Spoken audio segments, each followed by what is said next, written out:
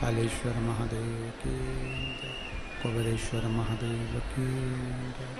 हर हर महादेव, हर हर महादेव, हर हर महादेव। हर काशी विश्वनाथ, ओगरदानी, त्रिकालदर्शी, कैलाशी, अविनाशी भगवान शिव, जिनकी पुनीत पावन शिव महापुराण की कथा संपूर्ण विश्व के कल्याण हेतु बाबा देवादिदेव महादेव की कृपा से, करुणा से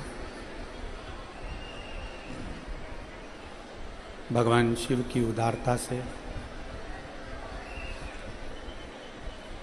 माँ गोदावरी के तट पर गुरु गोविंद सिंह जी की पवित्र पावन पुण्यस्थली, भगवान शिव का सुंदर ज्ञान केंद्र,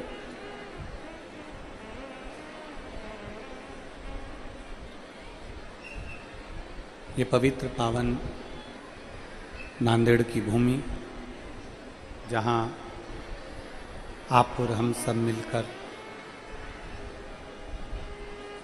संत, साधु, ब्राह्मण जन, गुरुजन, तपस्वी, साधक, उपासकों के साथ बैठकर भगवान शिव की कुलेश्वर शिव महापुराण की कथा श्रवण कर रहे हैं। बड़े भाग्यशाली हैं सभी श्रोता भाई बहन, जो नांदेड़ की इस पवित्र भूमि पर बैठकर इस पवित्र कथा का लाभ ले रहे हैं। कथा के मुख्य यजमान डॉक्टर शिवराज नांदेड़कर जी, श्री प्रशांत पातेवार जी, एक बार यजमान परिवार के लिए जोरदार ताली बजाकर स्वागत, वंदन, अभिनंदन।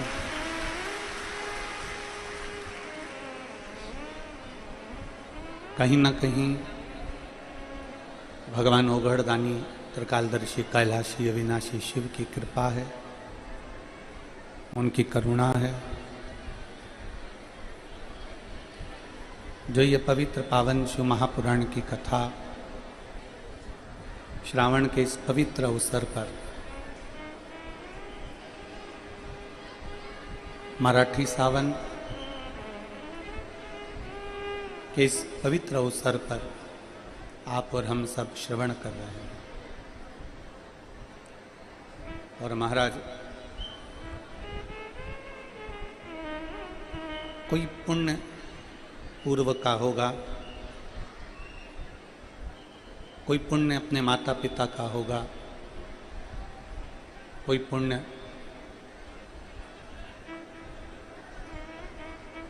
आपका और हमारा सबका होगा, जो ये पवित्र पावन प्रांगण में लाखों की संख्या में बैठकर भगवान शिव की पवित्र कथा का लाभ ले रहे हैं। और तेरी कृपा बिना ना हिले एक भी अणु, लेते हैं श्वास तेरी कृपा से तनु तनु। बखान क्या करूं राखों के ढेर का, चपटी भभूति में खजाना कुबेर का। हे गंगाधार मुक्ति द्वार ओंकार तू, भोले ओंकार तू। आयो शरण तिहार शंभु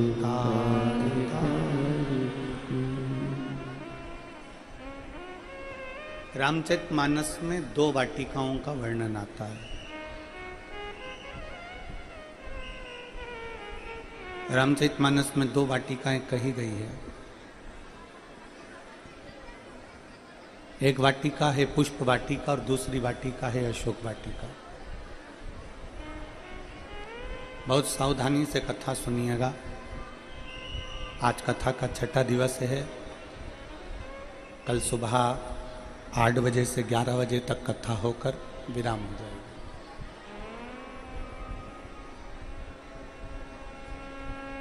शिव महापुराण में 6ठे दिन को कथा का जो विराम दिवस होता है उसके एक दिन पहले का जो दिन होता है, रात्रि होती है, उसको शिवरात्रि कहा जाता है।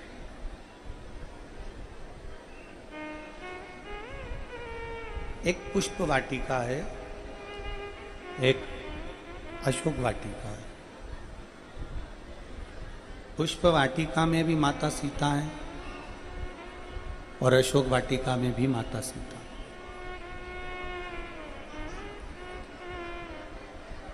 दोनों में माता सीता विराजमान। पुष्प वाटिका में भी माता सीता है और अशोक वाटिका में भी माता सीता है। दोनों जगह।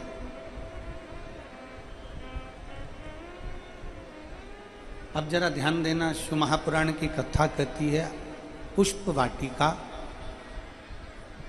एक संत की है, राजा जनक जी की। पुष्प वाटिका एक योगी की है।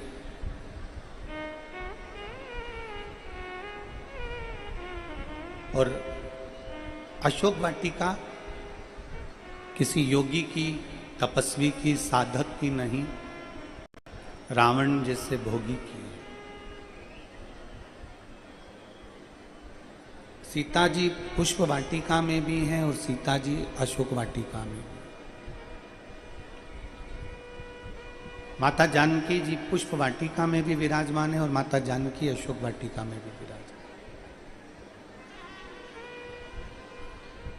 इस चरित्र को तुलसीदास जी ने, वाल्मीकि बाबा ने बड़ा सुंदर वर्णन किया। तुलसीदास जी लिखते हैं, वाल्मीकि बाबा लिखते हैं अपने रामचरितमानस में, रामायण में, कि सीता जी योगी की वाटिका में भी विराजमान है और सीता जी भोगी की वाटिका में भी विराजमान। अर्थात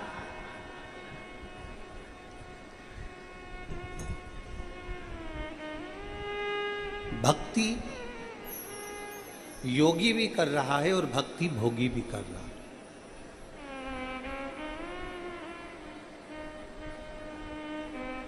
भजन योगी भी कर रहा है और भजन भोगी भी कर रहा है। एक बड़ा सुंदर भाव यहां कहते हैं कि अगर एक जज भी अगर भगवान अपनी कुर्सी पर जाकर बैठता है तो सुबह पहले 2 अगरबत्ती लगाकर बैठता है कि मेरी कुर्सी पर से न्याय श्रेष्ठ हो। एक डॉक्टर भी अगर अपनी कुर्सी पर जाकर बैठते हैं तो वो 2 अगरबत्ती लगाकर बैठते हैं कि मेरे हाथ से अगर कोई मरीज मेरे पास में आया है तो वो ठीक होकर जाए। एक व्यापारी भी 2 अगरबत्ती लगाकर अपनी दुकान पर बैठता है कि मैं व्यापार करूं तो बाबा आप कृपा करें। छोटे से छोटा व्यक्ति से लेकर बड़ा सा बड़ा व्यक्ति भी 2 अगरबत्ती भगवान को लगाता है। अब ये तो सब श्रेष्ठ श्रेष्ठ हो गए कि जिन्होंने अगरबत्ती लगाई। अब विपरीतता में लीजिए, एक डाकू भी डाका डालने जाता है तो वो भी 2 अगरबत्ती लगाकर चले जाता है।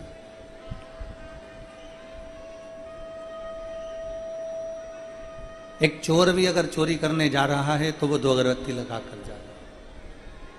पीछे आवाज नहीं जा रही है, पीछे लास्ट में।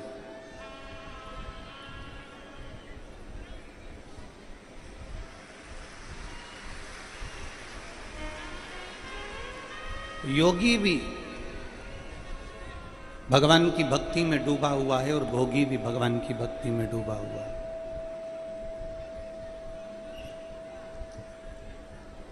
भक्त भी भगवान की भक्ति में डूबा हुआ है, और जो पाप कर्म करने वाला है, बेकार कर्म करने वाला है, वो भी भगवान की भक्ति में डूबा हुआ है। दोनों